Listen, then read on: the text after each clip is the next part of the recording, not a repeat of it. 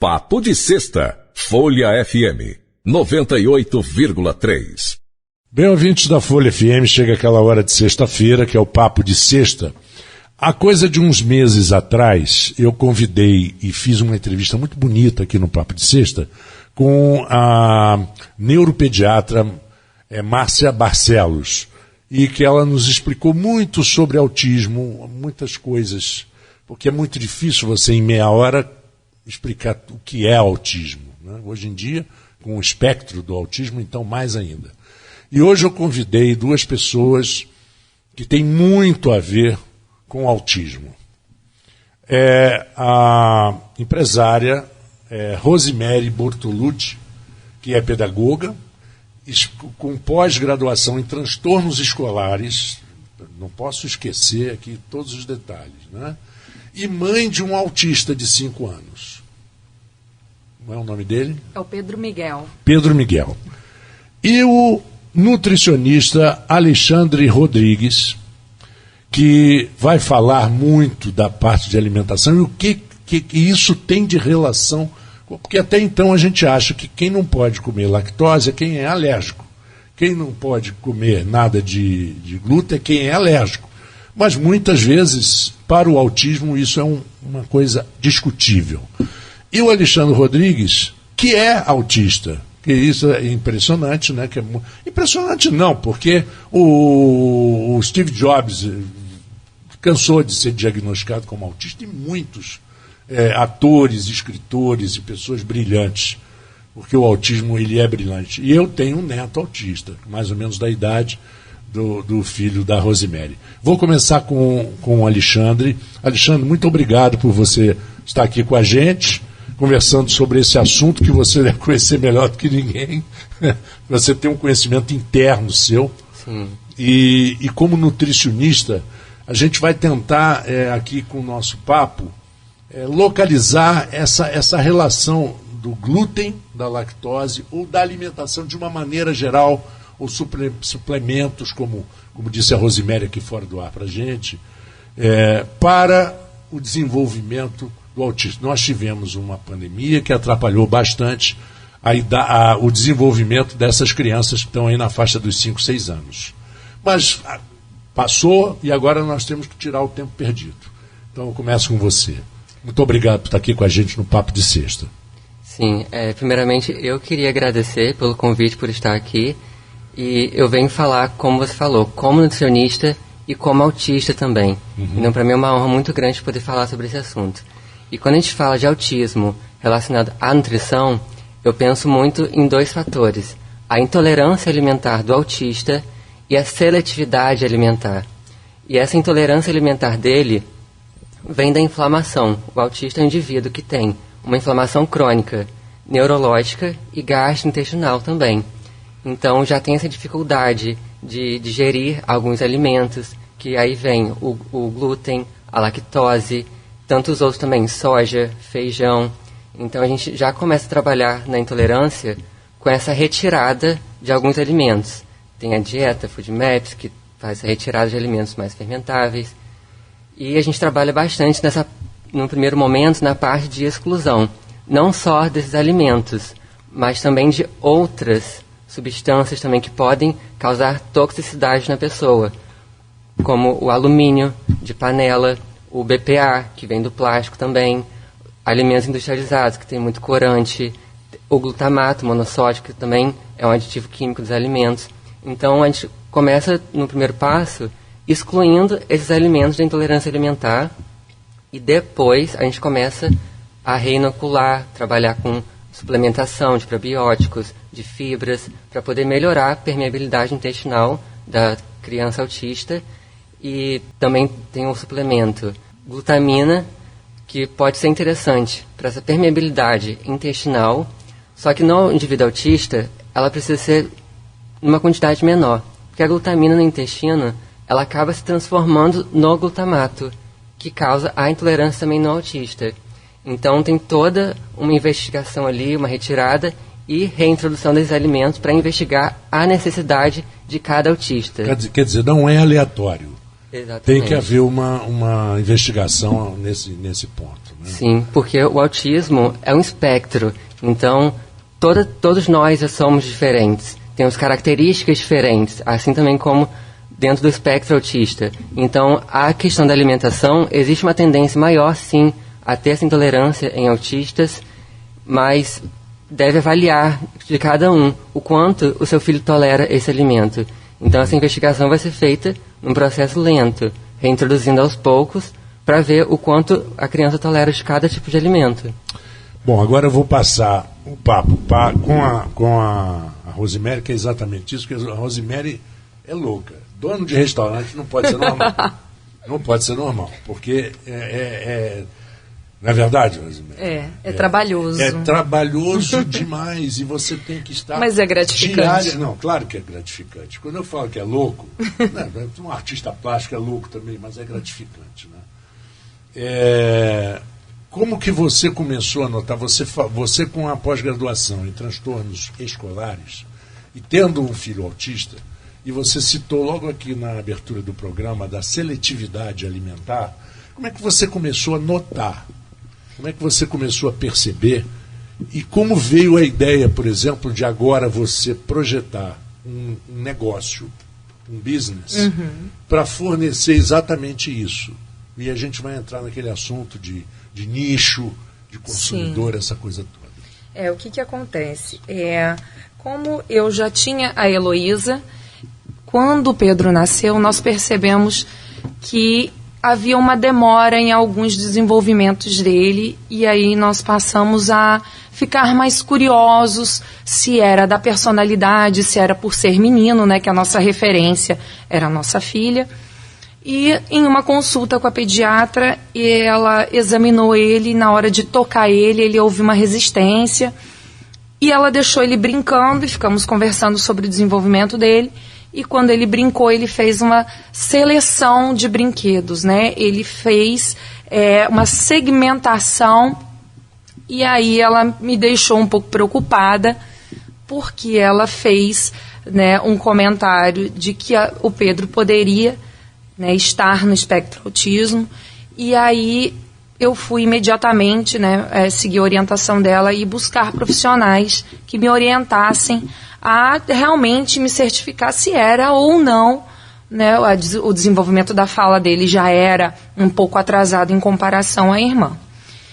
Logo que eu busquei, né, a orientação de profissionais, alguns me falaram assim, não, é impressão sua, né, e outros me falaram, não, procura profissionais até de outras áreas, né, tenta procurar um psicólogo, um neuro, né, vai buscando para que gere, né, essa formação do diagnóstico dele.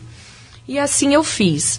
Quando nós fomos fazer esses pesquisas, né, que são metodologias que os psicólogos aplicam, são testes para chegar ao diagnóstico, Pedro tinha algumas características. E aí nós chegamos no espectro autismo.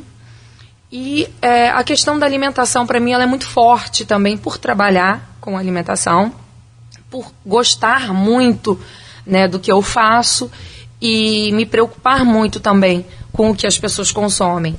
Então, quando eu levei ele numa nutricionista, que foi uma das primeiras indicações que a neuro me sugeriu, ela já de imediato me pediu para que retirasse, para ver se ele se sentia menos irritado, menos agressivo, né, nos seus pequenos momentos ali, né? Ele nunca foi uma criança agressiva, mas em alguns momentos ele se mostrava mais irritado. Imediatamente, quando eu comecei a retirada, a gente já sentiu mais atenção, uma criança mais atenta no olhar, né? Então foram pequenas coisas que antes ele não direcionava o olhar, que ele passou a ficar mais próximo da gente, a sensação que eu tive. Começamos as terapias, e aí nós começamos a ver a real importância que tinha a questão da nutrição para o desenvolvimento do Pedro.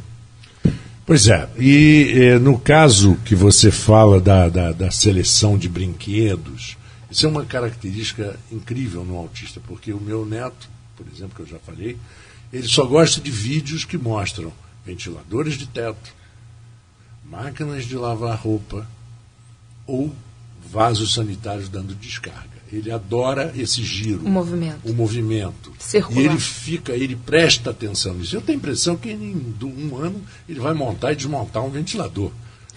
Não vamos precisar nem de eletricista. Né? Mas é incrível como seleciona os brinquedos também.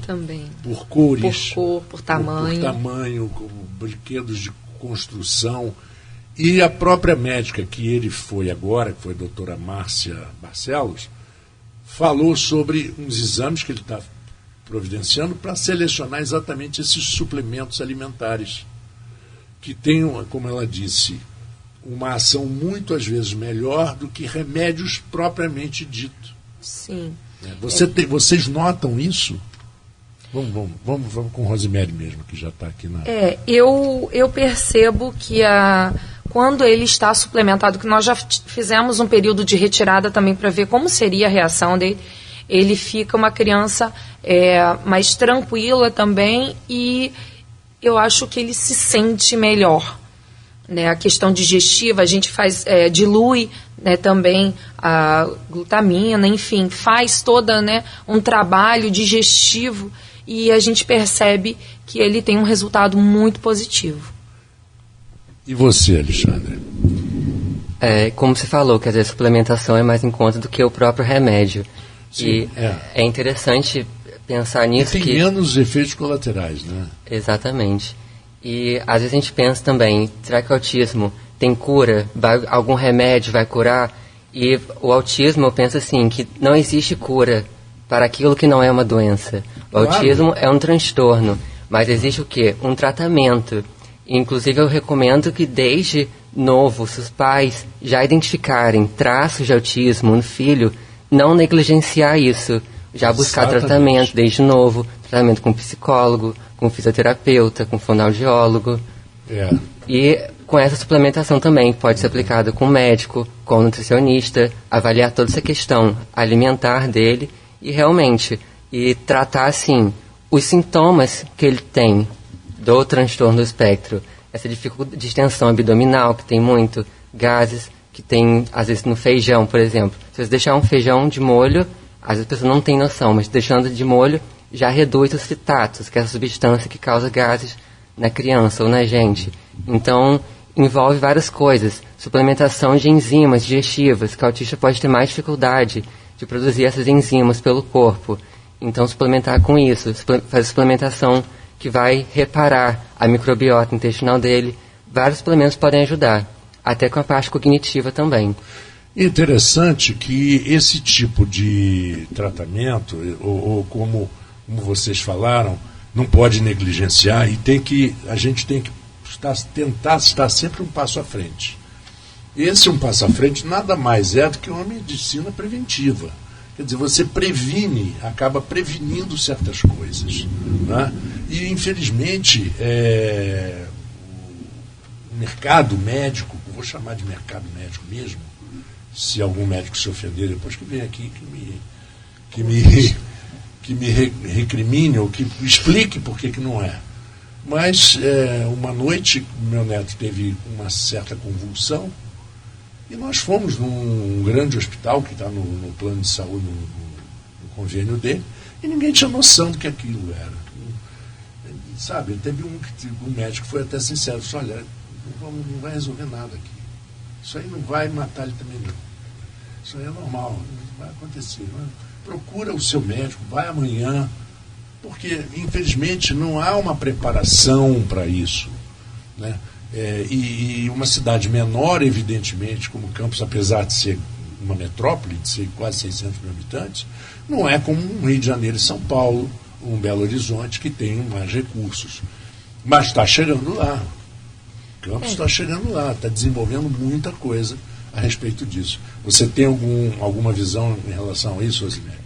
O que eu percebo é que, além do autismo, né, ser um distúrbio que as pessoas passaram a percebê-lo, né, ele é muito recente o diagnóstico dele, né?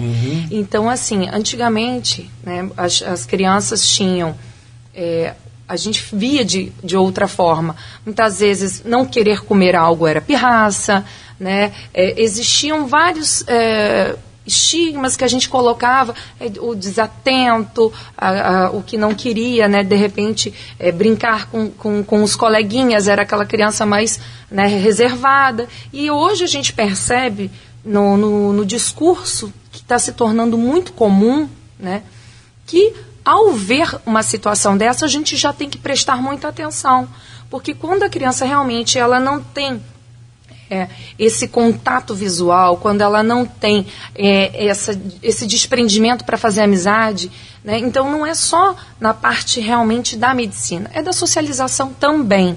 Né? Então, como a gente estava falando antes, eu acho extremamente necessário essa brevidade de tentar tratar algo que pode nem existir, né? Mas não faz mal você levar o seu filho a buscar, né, mais informação sobre o que ele realmente tem ou não, né? Porque o que eu percebo é que muitos pais ficam na dúvida e acabam atrasando, né, o tratamento, que é extremamente importante iniciar ele o mais cedo possível. Né? As crianças têm uma elasticidade, né, para se desenvolver. Quanto mais cedo, né, a gente apoiar uma terapia ocupacional, fono, psicomotricidade, um psicólogo para estar acompanhando. Então, assim, eu vejo a grande diferença que isso fez na vida do Pedro. Todas essas terapias fazem dele o Pedro hoje, que leva uma vida normal, que desenvolve muito bem na escola, ele tem muitos amigos, ele não tem mais restrição a fazer amizade, ele consegue interagir com todo mundo, do adulto à criança.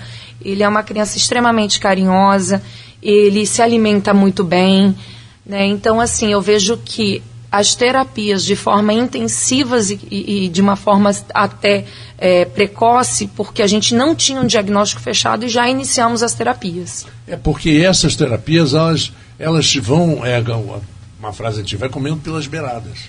Sim. É como se fosse comendo pelas beiradas.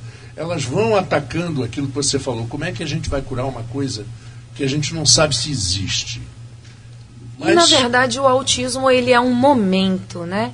Ele é uma fase que pode demorar mais ou menos tempo, dependendo também do nível do autismo. Claro, lógico. Né? Do espectro, na verdade, né? O autismo já é uma doença e o espectro, ele é um distúrbio que a gente consegue fazer um tratamento que não é rápido, que não é curto, né? Mas é um tratamento que dá muito resultado. Ninguém diz que o Pedro tem espectro autismo. Como eu falei antes, alguns profissionais até ficavam na dúvida se realmente era ou não. O nível dele, graças a Deus, é um nível baixo, né? Ele teve um pouco de estereotipia, né? Não olhava nos olhos, né? Ele teve muitas das características, mas elas foram desaparecendo ao longo das terapias. Então, isso é muito gratificante.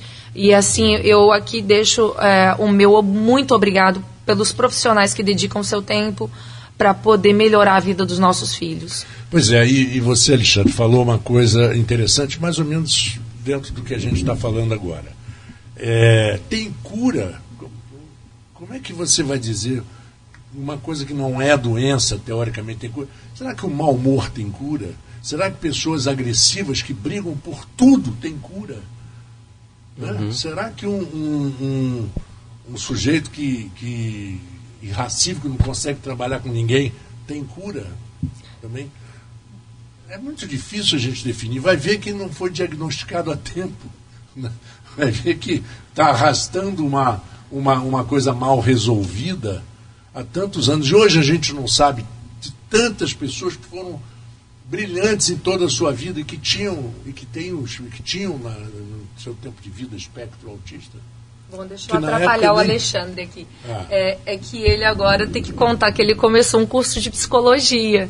Então eu acho assim muito, muito interessante e plausível, né? Claro, ele porque estudar para poder... Estudar para conhecer cada vez mais, não só para se ajudar, Alexandre, né? Porque eu acho que quando chega num ponto É o caso do meu filho mais velho, que hoje ele se ajuda ele percebe, eu vou ter aquele negócio de toque, eu vou começar a lavar a mão seguido, então eu não vou começar a se policiar já há algum tempo.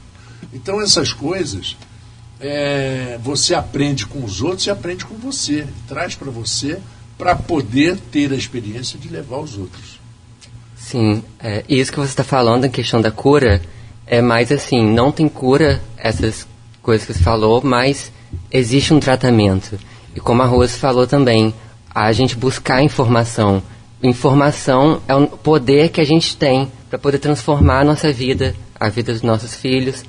Então, assim, buscar um tratamento adequado, buscar informação, pesquisar sobre o assunto e não negligenciar, como eu falei anteriormente também. Até porque isso vai impactar no desenvolvimento da criança. Porque a gente fala muito de autismo em criança, mas a criança autista, ela cresce, vira um adolescente autista e vira um adulto autista. E como a Rose falou, que o filho dela teve um desenvolvimento muito bom, que as pessoas nem veem ele, pensam que é autista. Apesar de não existir essa coisa de ter cara de autista. E isso impacta no desenvolvimento da pessoa. E algumas características ela ainda pode carregar para a vida adulta, dependendo também do nível do autismo. Então, nível 1, 2 ou 3. Dependente também do nível de suporte que a pessoa precisa. A seletividade alimentar, por exemplo, adultos podem carregar isso da infância para a vida adulta. Ter aquela dificuldade com textura de alguns alimentos, com a sensibilidade ao gosto, ao cheiro, à temperatura. Para a pessoa que é autista, isso pode ser muito mais forte do que para as outras pessoas. Então, às vezes, a gente não consegue compreender essa sensibilidade que o autista tem. Enquanto você pesquisa coisas que você precisa pesquisar, esse autoconhecimento tem sido importante, por exemplo, na sua atividade profissional? O autoconhecimento, quer dizer, coisas que você descobre de você. Sim, eu acho o autoconhecimento magnífico, porque a gente só consegue mudar aquilo que a gente toma consciência de que a gente tem. Então, eu como autista também faço terapia com psicólogo, tanto é que agora eu entrei para a faculdade de psicologia buscando mais conhecimento. Rosemary estava te dando os parabéns. Buscando mais conhecimento, principalmente nessa área também do autismo, já tenho visto bastante coisa sobre isso. E assim, eu não me canso de estudar, não me canso de aprender, porque o aprendizado é aquilo que a gente tem e carrega para a vida toda, né? E aí no meu trabalho, eu também consigo unir mais disso, tanto a nutrição como a psicologia. Não sou psicólogo formado ainda na graduação, mas é uma coisa que me motiva a trazer mais isso para o meu trabalho, agregar mais conhecimento para o meu trabalho. E agora eu volto a Rosemary. Você falou de um café, que você está promovendo eventos. O que é... Como né, o meu colega estava falando, eu também busquei um pouco de conhecimento. Eu comecei uma pós-graduação em alimentação saudável, né? Eu não tenho a base da formação de graduação, mas pela minha graduação inicial eu consegui fazer essa pós-graduação em alimentação saudável e empreendedorismo. E o que eu vi é que realmente a gente tem uma alternativa muito bacana, que é a prevenção, né? Então, como hoje em dia a gente opta, né, pela facilidade dos produtos processados, dos produtos, né, ultraprocessados até, essa facilidade, ela gera, né, consequências, e essas consequências são negativas não só para crianças, para os adultos também. Então, a gente vê hoje as pessoas adoecendo, mas muitas vezes elas não conseguem linkar que o que elas comem também pode estar tornando aquilo, né, algo que não é bom para elas. E a gente vê hoje uma indústria muito poderosa de alimento que nos cativa, né, pela oferta de muita coisa prática e gostosa, né, e acaba... Os olhos veem, né, e você come com os olhos muitas vezes. E assim, com marketing. É verdade, o marketing é muito pesado, principalmente no infantil, né, tornando as crianças, né, com personagens, querendo, né, que elas comprem aquela ideia também. E a gente, pai e mãe, tem que estar né, fazendo aquele jogo. E o que eu vejo de mais importante nisso tudo? Que a gente esquece do que é mais prático, né, de uma fruta, de um legume, né, de um alimento, de um suco, né, porque a caixinha, né, ela é tão simples, põe na geladeira, abriu, tomou, e isso faz a grande diferença na vida da gente. E quando o Pedro começou com o tratamento nutricional, a gente teve que mudar um pouco os nossos hábitos em casa e todo mundo saiu ganhando, né? Foi assim maravilhoso porque a gente percebeu isso e aí que eu tive esse desejo de estudar mais sobre nutrição e consegui, né? Porque para mim iniciar uma graduação ia ser um pouco complicado, né? Trabalhando e com todas as atividades que a gente tem. E aí eu resolvi fazer essa pós online pela PUC do Rio Grande do Sul. E aí eu tive a oportunidade do café. E no café eu percebo e eu fico um pouco entristecida porque nem todo mundo tem o mesmo acesso, né, e mesmo poder de compra. A gente falava isso fora do ar. Né, que o produto realmente diferenciado, que é o produto mais natural, sem conservante, ele acaba se tornando um produto gourmet e um produto um pouco mais caro. Então, esse meu intuito realmente de tornar o café um ponto de venda e fazer eventos para que as pessoas conheçam o que um produto sem glúten, sem lactose, pode ser um produto gostoso, pode ser um produto saudável, que ele é realmente um produto gostoso e saudável. Né? Então, assim, eu faço experimentações. Agora a gente já tem no sábado um novo encontro também com uma nutricionista que me convidou, a Laura. É uma moça incrível, né, que já abriu as portas para a gente lá na Auxiliadora. E tornar isso cada dia mais público, né? Como nós precisamos comer melhor, como nós precisamos dar para os nossos filhos o melhor que a gente pode oferecer. Isso você vê quando a gente fala aqui da publicidade violenta, que funciona muito em cima das crianças demais, mas também em cima dos adultos. Eu vi uma declaração do Washington Oliveto, que até hoje é um dos maiores publicitários do Brasil, apesar de ser um veterano, mas continua sendo um dos maiores gênios da publicidade. Ele disse que há uns anos atrás ele teve uma ideia que seria uma ideia genial e que só não foi para frente por causa do dono da empresa, a famosa Piraquê. Faz os biscoitos, tudo que a gente possa imaginar. E ele chegou à conclusão de que a frase maior em publicidade, que mais era usada em publicidade, depois das casas pernambucanas, que pintavam nas estradas, nas pedras e ao lado das estradas, você estava numa estrada, casas pernambucanas, pintado, eles contratavam as pessoas em todo o Brasil, né? Ele disse que a maior anunciadora de televisão na época era Casa Bahia e Bebidas. Aí ele teve uma ideia, porque a frase mais popular é ela, beba com moderação. Então ele teria lançado, através da Piraquê, um saquinho de biscoito chamado moderação. Então, beba com moderação. Nasce uma garrafa de bebida com o pacotinho de biscoito moderação. Mas que parece que o presidente da Piraquê falou, não vou explorar um negócio que eu acho antiético. E acabou não saindo.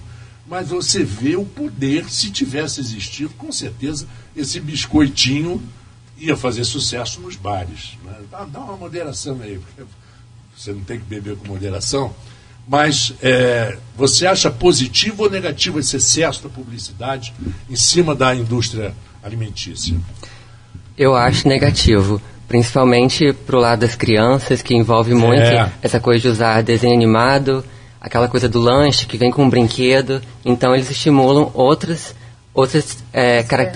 coisas da criança, né? Mas assim, falando de marketing, falando de influência, eu acho que a maior influência que a criança tem é dentro de casa, com os pais. Então, a alimentação tem que começar com os pais, como a Rose também falou, que teve um impacto muito grande na vida dela mesma, como quando a mudança houve com o filho dela. Então, assim, essa mudança já começa com os pais, de trazer mais a criança para o meio dela, da cozinha, de experimentar os alimentos, de tocar, sentir a textura, o cheiro. Cores. Mexer com as cores, com, de repente, o pratinho, que a criança autista não gosta de misturar a comida. Pratinho que separa a comida, ou deixar aquela comida que ela não gosta, um brócolis, por exemplo, num prato separado do lado, mas disponível, mas sem obrigar. Exatamente, sem obrigar. E também não usar a palavra experimentar, porque experimentar remete a algo novo. E algo novo para o autista não é uma coisa muito legal. Ele quer o que ele está acostumado. Então você deixa ali e fala para ele tocar naquele alimento. Ele não quer comer, mas ele pode tocar, ele pode sentir o cheiro, ele pode amassar. E com o tempo, a gente pode ir fazendo isso umas 10 vezes, tanto com crianças autistas ou neurotípicas, até a criança desenvolver uma capacidade melhor de lidar com o alimento. Então, trabalhar com isso. Trabalhar também, pensando nessa coisa do marketing, com as próprias coisas que a criança gosta, o desenho que ela gosta de assistir, o hiperfoco da criança. Trabalhar com isso de forma lúdica, ensinando a criança também a comer sobre isso. E também, uma dica que eu acho muito interessante, é trabalhar com a criança com jogos, com brincadeiras, ou seja, falar a linguagem da criança. Então, trazer para ela jogo de montar prato, alguma brincadeira que envolve isso. Você falando o nome do alimento, brócolis, cenoura. Aí vai estimulando mais o desenvolvimento dela nessa questão alimentar. Olha, nós chegamos no final do programa, mas ainda vamos fazer um outro programa em breve, porque meia hora não dá para a gente falar tudo que a gente tem na cabeça e o que a gente vai pensando. Então, o que me resta agora é agradecer demais ao Alexandre Rodrigues, nutricionista, que esteve com a gente aqui, que é autista, e o trabalho da Rosemary Bortoluzzi, né? Essa é a pronúncia correta. Correto. Que é pedagoga e essa pós-graduação que você está fazendo, que vai ser muito útil. Parabéns pelo café. Não Obrigada. Só pelo café, mas pela ideia que você está tendo. É trazer, né? Eu acho que é importante a gente trazer um produto acessível para todo mundo. Então, quando eu falo do café, ele não é uma cozinha restritiva, ele não é uma cozinha que ela é exclusiva sem glúten. Lá nós temos outros alimentos, mas quando a gente faz o preparo, a receita, ela não é introduzido o glúten nem a lactose. Para os veganos não tem origem animal, é feito com leite vegetal, sem ovo, né? Então, assim, nós queremos, o nosso ideal real é transformar, né, a vida das pessoas para melhor e que isso seja realmente acessível, né? Vamos tornar isso, né, cotidiano, para que todo mundo tenha acesso. Todo mundo vai à padaria, né? Todo mundo compra aqueles produtos num preço que é compatível, né, com o que a gente consegue ter no nosso dia a dia. Então, esse é o nosso objetivo, a gente trazer uma alimentação com uma gordura boa, um óleo de coco. A gente vai trabalhar a questão dos trigos. Então, assim, não vai trabalhar com o glúten, mas você vai ter uma farinha de grão de bico, uma fécula de batata, de mandioca. Então, tornar essa alimentação mais saudável, também mais acessível. E eu agradeço então a vocês muito pela presença e desejo um grande final de semana, né? Já que é sexta-feira, um grande final de semana para o nosso ouvinte também. E aproveitando esse papo aí da Rosemary da padaria, tá, todo mundo, uma piadinha boba, né? Mas que se não desista do seu sonho, né? Se na padaria da esquina não tiver, vai mais na frente que você vai encontrar. Sem glúten de preferência. É difícil de fazer, mas... O que a gente tem que pensar é que o glúten, ele realmente faz mal para quem é celíaco, né? Quem tem a doença, né? Então, isso não é geral, né? Não é uma coisa que todo mundo deva se preocupar. Mas para a criança autista, que é o nosso assunto hoje, para um intestino inflamado, ele não colabora, né, para a melhoria daquela flora, daquele momento que a criança se encontra. Gente, muito obrigado por vocês terem vindo. Esse foi o Papo de Sexta. Continue na Folha FM. Segunda-feira eu estou de volta a partir das 14 horas. Um grande abraço para todos vocês. Papo de Sexta, Folha FM 98,3.